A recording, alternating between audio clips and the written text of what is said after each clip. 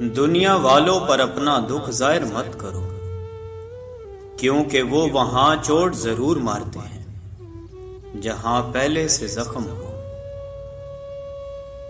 لوگ ہمارے اندر ہمارا دکھ تلاش نہیں کرتے، ان کو اس تماشے کی کھوج ہوتی ہے جو ہمارے ساتھ ہوا۔ دکھ کی سختیاں چہرے سے تو رخصت ہو جاتی ہیں، لیکن انسان کے اندر داخل ہو کر اس کے گوشے گوشے کو ویران کر دیتی ہیں۔ ایک شخص حضرت علی رضی اللہ تعالیٰ عنہ کی خدمت میں پیش ہوا اور کہنے لگا، یا علی، آپ رضی اللہ تعالیٰ عنہ فرماتے ہیں کہ اللہ تعالیٰ نے زمین پہ ہزاروں نعمتیں انسانوں کے لیے پیدا کی، تو یہ دکھ تکلیف اللہ تعالیٰ نے کیوں پیدا کی؟ تو حضرت علی رضی اللہ تعالیٰ عنہ نے فرمایا، اے اللہ کے بندے، شکر کرو کہ اللہ تعالیٰ نے دکھ کو پیدا کیا۔ اللہ تعالیٰ کی عظیم نعمتوں میں سے ایک نعمت دکھ ہے۔ تو وہ شخص کہنے لگا، یا علی رضی اللہ تعالیٰ عنہ، دکھ بھی نعمت ہے۔ تو حضرت علی رضی اللہ تعالیٰ عنہ فرمانے لگے، اے شخص، دکھ انسان کو مضبوط بناتا ہے اور خوشیاں انسان کو کمزور کرتی ہیں۔ اللہ تعالیٰ جس انسان کو نوازنا چاہتا ہے، عظیم مقام دینا چاہتا ہے، تو اسے تکلیف، دکھ اور درد کی راہ بخشتا ہے، تاکہ وہ مضبوط بن بن کے اتنا سیکھ لے کہ اپنی منزل تک جا پہنچے۔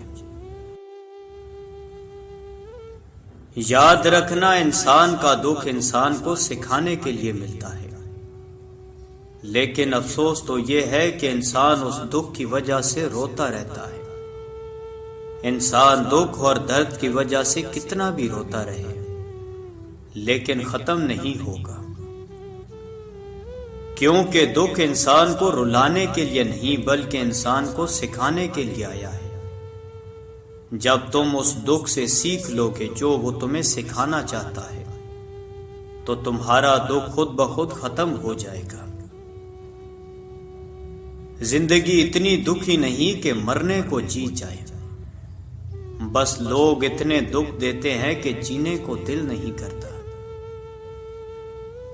دکھ انسان کو یا ریت کی دیوار کی طرح ڈھانپ دیتا ہے یا چٹان کی طرح کھردرا اور سخت بنا دیتا ہے۔ یہ ایک حقیقت ہے کہ انسان کو جہاں سے پیار کی سب سے زیادہ امید ہوتی ہے، اسے سب سے زیادہ دکھ بھی وہیں سے ملتا ہے۔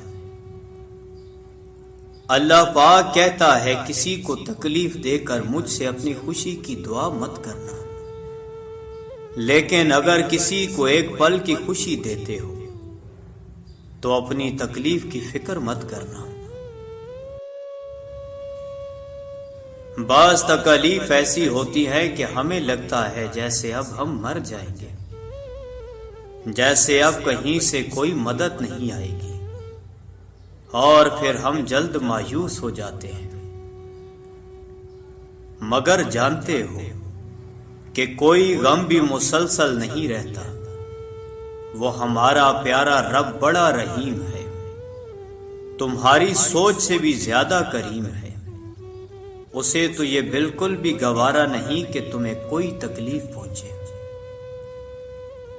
اللہ تعالیٰ جس کو اپنا آپ یاد دلانا چاہتا ہے، اسے دکھ کا الیکٹرک شارٹ دے کر اپنی جانب متوجہ کر لیتا ہے۔ دکھ کی بھٹی سے نکل کر انسان دوسروں کے لیے نرم پڑ جاتا ہے، پھر اس سے نیک اعمال خود بخود اور باخوشی سرزد ہونے لگتے ہیں۔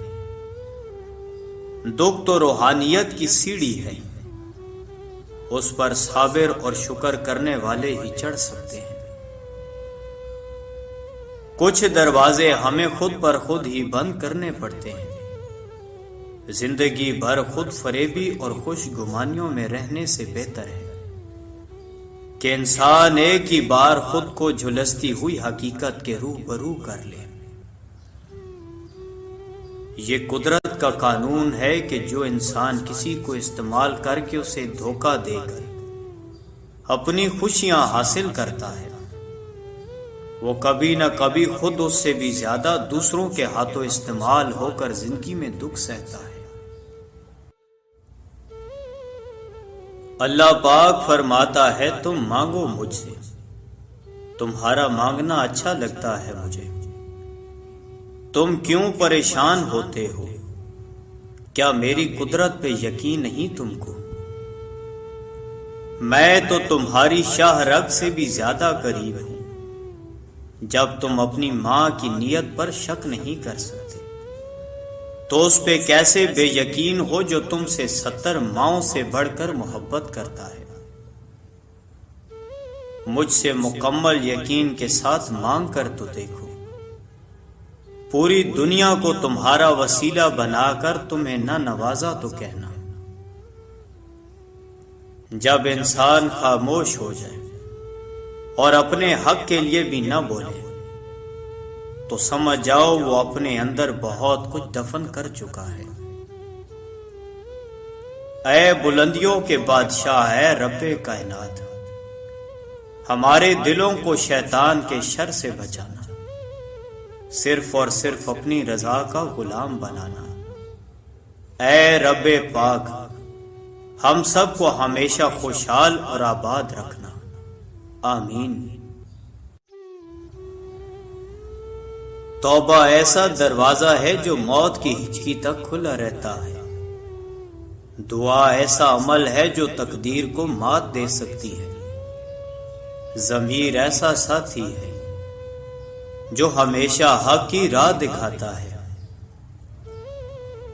آپ خود ہی اپنے لیے بہترین دلاسا ہے، بہترین دوست، بہترین دنیا، اور مشکل وقت میں بہترین تھپکی جو آپ کو کبھی ہارنے نہیں دیتی۔